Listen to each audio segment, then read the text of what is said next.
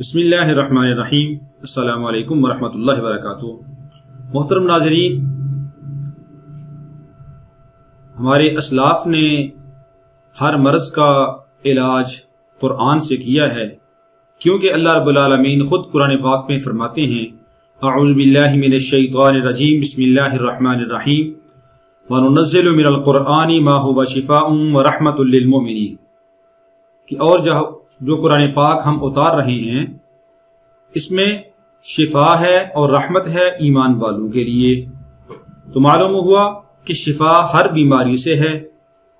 جس بیماری کا بھی علاج پورے یقین کے ساتھ قرآن کے ذریعے کرے گا، اللہ رب العالمین اس بیماری سے شفا عطا فرمائیں گے، ہر مسئلے کو قرآن سے حل کر دیں گے۔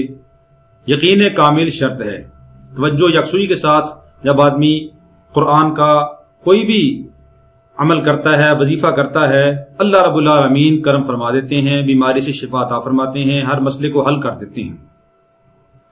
تو آج عورتوں کے متعلق ایک انتہائی اہم موضوع ہے کہ عورتوں کی چھاتیوں کا چھوٹا ہونا یہ بھی عورت کے حسن کے اندر کمی کو پیدا کرتا ہے۔ بہت ساری عورتیں اس وجہ سے پریشان ہوتی ہیں کہ ہمارا سینہ چھوٹا ہے۔ تو ہمارے اسلاف میں سے شیخ الحدیث، شیخ التفسیر حضرت مولانا علامہ انور شاہ کشمیری رحمۃ اللہ تعالی علیہ نے اپنی کتاب گنجینہ اسرار کے اندر اس کے متعلق بھی عمل لکھا ہے کہ عورت کی چھاتی کا ابھرا ہوا ہونا یہ عورت کے حسن کی علامت ہوتا ہے۔ اللہ رب العالمین نے قرآن مقدس کے اندر بھی اس کا ذکر کیا ہے کہ اِنَّ لِلْمُتَّقِينَ مَفَازًا حَدَائِقَ وَأَعْنَابًا وَكَوَاعِبَ أَتْرَابًا کہ جو اہل جنت کو جنت کے اندر نعمتیں ملیں گی، متقین کے لیے کامیابی ہے، اور وَحَدَائِقَ أَعْنَابًا اور وہاں پہ جنت کے اندر باغات ہوں گے اور انگور ہوں گے، وَكَوَاعِبَ أَتْرَابًا اور وہاں پہ نو عمر کنواری لڑکیاں ہوں گی ان کے لیے کہ جو ابری ہوئی چھاتی والی ہوں گی۔ کواعب اترابا جیسے انار ابرا ہوا ہوتا ہے۔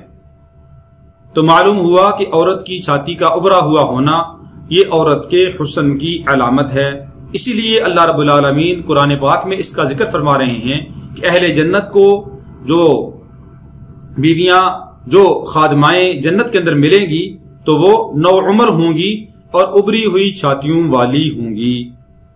تو یہ عورت کی چھاتی کا ابرا ہوا ہونا یہ عورت کے حسن کی علامت ہے، اور عورت کی چھاتی ابری ہوئی نہ ہو تو یہ بعض اوقات عورت کے لیے وہ پریشانی کا باعث بن جاتا ہے، اس کی خوبصورتی کے اندر کمی واقع ہوتی ہے، وہ اپنے آپ کو سمجھتی ہے کہ شاید میں بہت کم ہوں، برابرادی اپنے آپ کو وہ ناقص سمجھتی ہے۔ تو اس لیے ایک انتہائی آسان سا عمل بتایا جاتا ہے کہ جو عورت خود کرے، خود کر سکے، ورنہ کوئی دوسرا آدمی پڑھ کے یہ پانی کے اوپر دم کر کے وہ اس کو پلا دیا کرے۔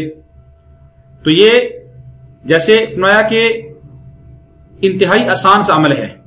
قرآن پاک کی ایک آیت ہے سورہ کہف کے اندر، آیت نمبر 45، اعوذ باللہ من الشیطان الرجیم بسم اللہ الرحمن الرحیم انزلناہ من السماء فاختلط به نبات الارض فاصبح حشیما تذروه الریاح وکان اللہ علی کل شیء مقتدرا۔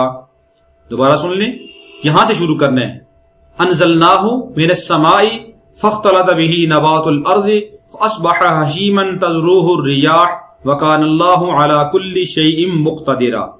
سورۃ الکہف 15ویں پارے میں ہے، اس کی آیت نمبر 45 ہے۔ اس آیت کو روزانہ 41 بار اس کو پڑھنا ہے اور 41 دن یہ عمل کرنا ہے۔ 41 دن 41 بار روزانہ کسی وقت بھی پڑھ کر عورت خود پانی کے اوپر دم کر کے وہ پانی پی لیا کرے، یا کوئی دوسرا آدمی پڑھ کر پانی کے اوپر دم کرے اور وہ پانی عورت کو پلا دے، انشاءاللہ العزیز فائدہ ہوگا۔ اگر صبح شام کر لیں تو زیادہ بہتر ہے، ورنہ کم از کم 24 گھنٹے میں ایک دفعہ یہ عمل کر لیں۔ اللہ رب العالمین جو عیب ہے، جو نقص ہے، جو کمی ہے جس کو محسوس کرتی ہے عورت، اللہ رب العالمین اس کو پورا فرما دیں گے۔ اللہ رب العالمین ہم سب کا حامی و ناصر ہو۔ اللہ رب العالمین ہم سب کو ہر بیماری سے، ہر عیب سے پاک رکھے اور جتنے مسلمان بھی ہیں جہاں جہاں کہیں بیمار ہیں پریشان ہیں اللہ رب العالمین ان کی پریشانیاں دور فرما دے۔ السلام علیکم ورحمۃ اللہ وبرکاتہ۔